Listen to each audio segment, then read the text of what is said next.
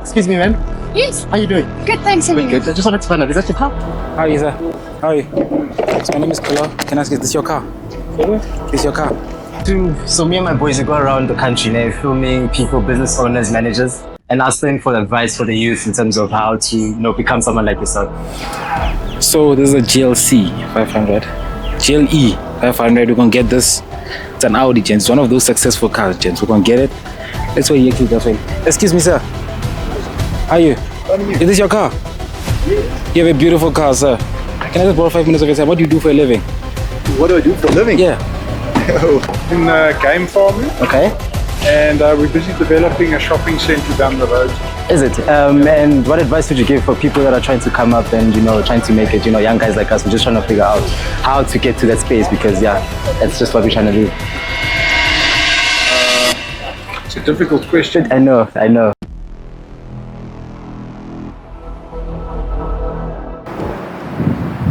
Whitetopians. Welcome to the very first episode of something new that I'm trying out. I've built a great team and there's a lot we have to show for you guys. So I don't want to waste your guys' time. Let me tell you who we are. We are Ytopia. We go around the country interviewing the most successful minds in this country. We try to figure out what's the difference between the most elite and the average person. I never understood why there's so many people working so hard, yet they're not able to achieve the same results as the most successful people. And I'm on a journey to just kind of break those barriers, to help you guys figure out and take the exact steps to become a very successful or a better version of yourself at least. So without wasting your time, let's get it. So this is a GLC 500. GLE 500. We're gonna get this. It's an Audi, gents. It's one of those successful cars, gents. We're gonna get it. Let's wait here, that's way. Excuse me, sir. How are you? Is this your car? You have a beautiful car, sir. Can I just borrow 5 minutes of your time? What do you do for a living? What do I do for a living? Yeah. I do I buy cell phone leases. Cell phone leases. Yeah, So what what would one have to do to actually accumulate such a nice car like this? especially in our youth. What would you recommend someone at our age to actually get into? Yeah, just take chances. Just go for it. Yeah, just go for it. Because the seeds you plant today, those seeds will bloom in 4 or 5 years, but you need to start today. Start today. The main problem is the main situation that you have to start today. Yes. And then if you were to talk to your 20-year-old self, yeah, I'm assuming that you're not 20. You look 20 though. If you were to talk to your 20-year-old self, what would you actually advise yourself back then? Start with yourself. So when you start with yourself, with the body is a reflection of the mind. So if you're the best version of yourself, because confidence, people see, if you're confident, what people see is you're someone that show up, you're someone that's committed, you're someone that's always on time. And when you walk into a room, it demands respect. Okay, and then with regards to the industry that you're in, how would you say the business ranges revenue? Yeah, so telecoms is a big revenue business. Yeah, so if you had to give me numbers. Yeah, so monthly and yearly. So obviously what we do is we accumulate a lot of leases. So we spend up to 10 to 20 million a month accumulating leases. Yeah, 20 million a month. That's what we spend. Yeah, to buy leases. Yeah. Then how much you sell it? If you obviously invest more, that means the risk-reward ratio is crazy. So 20 million. Yeah, so you can literally what you buy, you can sell for double the value. So you would say if you spend 10 million today, you can sell it for 20 million the next day. So most probably because you bought it for 20 million, that means but it won't make sense if you don't understand the industry. So it's obviously lots more complex than that. Last question, yearly revenue, need that big figure. How much would you think? the business makes yearly? Yeah, so in my business is still fairly new. Okay. But the big tower companies across the entire world. So they range in billions of revenue. You see, IHS just bought MTN South Africa for a couple of billion rand. Yeah. So, yeah. Kind of crazy how much money is actually in the industry. Yeah. Thank you very much for your time. Awesome. Do you mind if I get...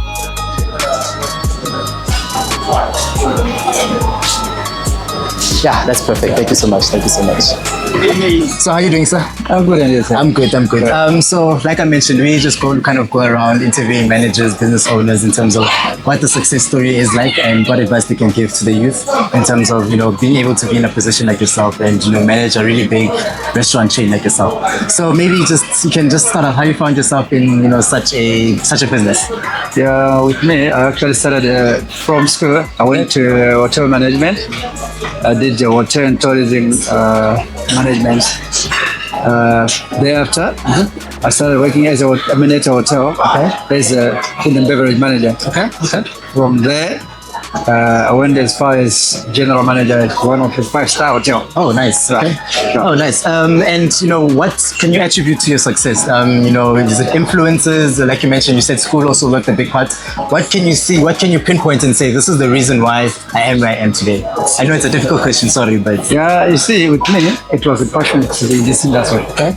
Right? So like I told you that I started this from school. Okay. From scratch. Oh, that's it. So there are certain things that I always wanted, working with the people, dealing with the customers, stuff like that. Yeah. That was the main point that I wanted. I see. And what are the biggest challenges that you experience, working in this sort of industry? In this industry, it's so difficult. Yeah. Dealing with the customer is not easy. Is it? Because in any way, wherever you go, as long as you're dealing with the customer, the customer is always right. Whether you are correct, or something, that the customer needs to always be right. Yeah. So you need to sort of like make the customer the center of everything, so that's to achieve your success. And maybe just to push a little bit with more, not too personal, but what are the sort of numbers that you can see in terms of the revenue that you guys bring in to kind of run this business? What's the most amount of money, I guess you can say, has this business generated for you? Generally, as you can see, salary we expect to be easy. Okay. But unfortunately, things are changing.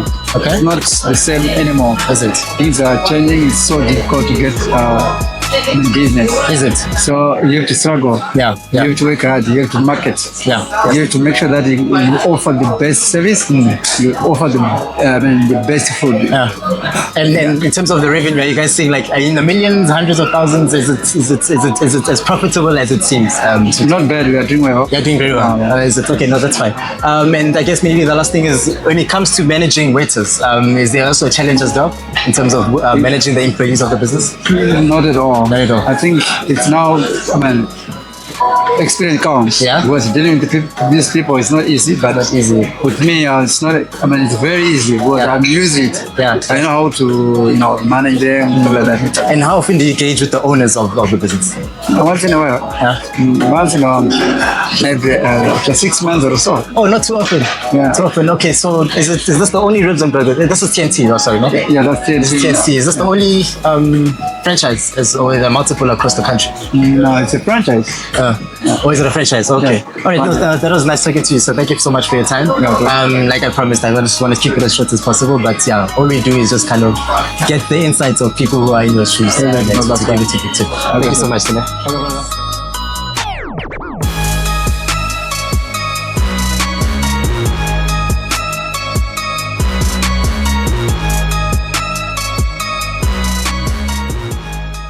Hello, sir, how are you? I'm okay. My name is Pilla. We have a TikTok called Whitetopia. We basically go around asking people whether we can, how they would motivate the youth and all that. Do you mind spending 5 minutes of the time just for a quick interview? No, not today. Okay, thank you.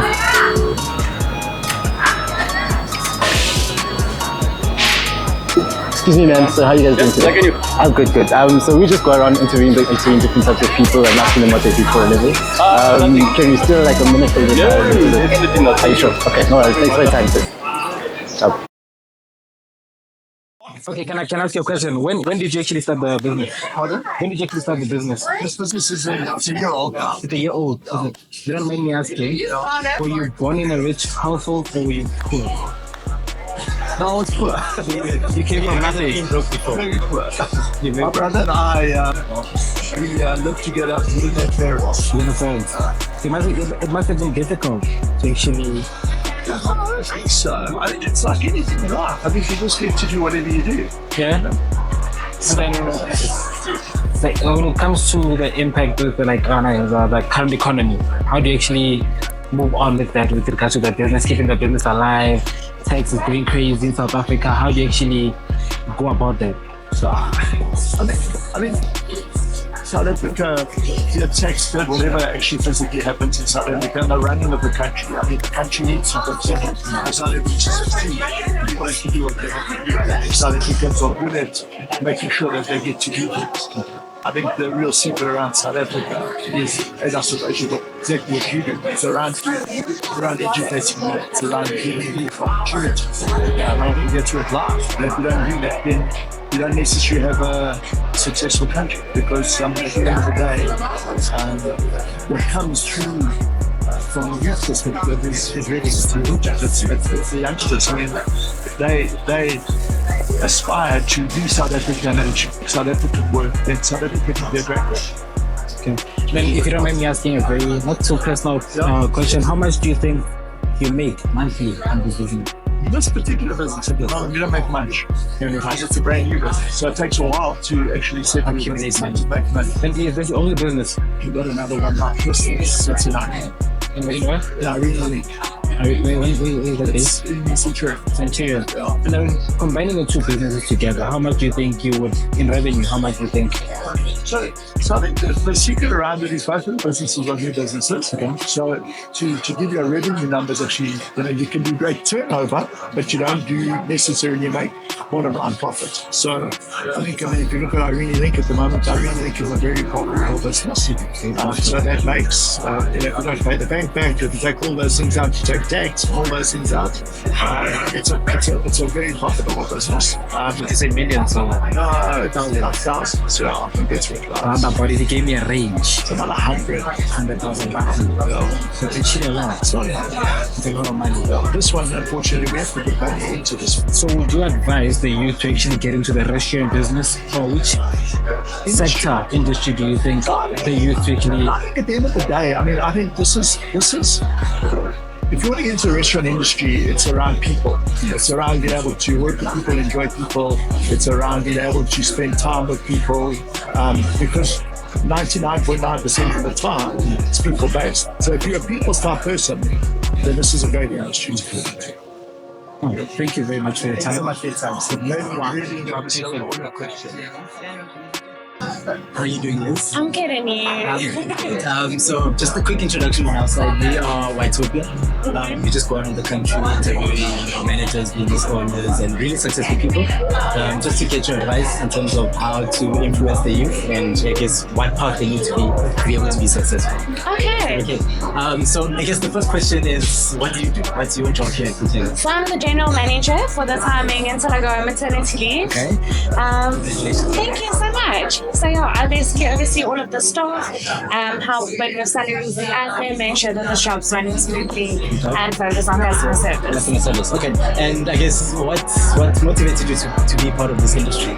I actually was going to become a veterinarian, and when I matriculated, I don't know, on an impulse, I bought a plane ticket to go overseas. I flew overseas when I just turned 18. I au paired there for about 2 years, and as I was traveling, I fell in love with this industry. I was like, maybe, working with animals isn't my passion. And so when I came back, I started studying. I was fortunate enough during my first practical, I was working as a bartender at a nightclub.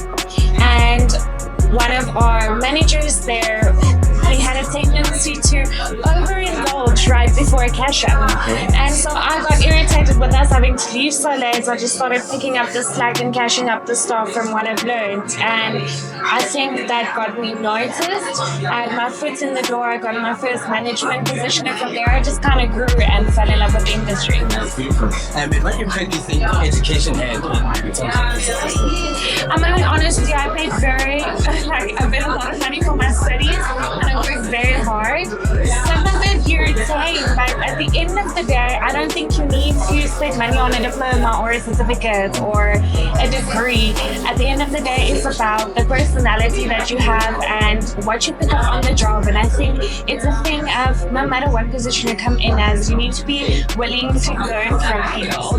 So you can't be afraid to say you're coming in, oh, I'm the general manager. I'm not going to learn from you, you're a waiter. Some of the waiters here taught me things and life skills that I would never picked up on studies. You learn on the job more than I ever learned from a book. So I think just take the chance, like go search for the opportunity, even if you start out washing dishes. Like Cindy, our barista, started out as this fella here, was washing dishes on the weekend. Now he's a fully qualified barista because he stepped out during his lunch breaks to kind of see what they were doing. He's like, can I give it a shot? Like, take your shot, So the most important thing is connections and hard work. Yes. Show that you're willing to go the extra mile. Don't think that doing your job and doing it 100% is going to get you to the next position. Doing your job and asking about the business. Make yourself available. You spoke to the owner now, and you mentioned that this company has been around for about a year now. What are some of the biggest challenges you guys have experienced within this year that you guys have been out with? Some of the biggest challenges, I think the market research around the area wasn't done properly, if I may. So when the center opened, everyone thought it was going to be a big influx, and we had a big opening crowd. But because the entrance is situated where it is, and the amount of coffee shops and shopping centers that's around the area, when you hit your 2-month mark and the opening rush dies down, it's all about hard work, seeing how we can promote ourselves and how we can grow. So I think that's been our biggest challenge is even in this center alone, we are 4 coffee shops. We need to stand out. We need to offer something that they don't. And everyone can order coffee and everyone can offer good coffee. Everyone can offer a breakfast. At the end of the day, a Benedict you're going to find everywhere. What is it that makes us different? And at the end of the day, it's going to be your service. What service can you offer and how can you train your staff to be someone that is willing to come here? So we're not the cheapest, but they want to come here because they know they're going to get that extra mile, they're going to get that extra style service. Yeah. And someone could be watching and they'll notice that in this sort of business, how much money can one potentially make from a purely business running perspective? I don't know if you can just throw out a number there. How much maximum have you guys made at this moment? Okay, so it depends on kind of what your demographic is and what you want to target. As I've worked for restaurants that turn 300,000 rand a month in profit, and I've worked for restaurants that turn 3 million in profit every month.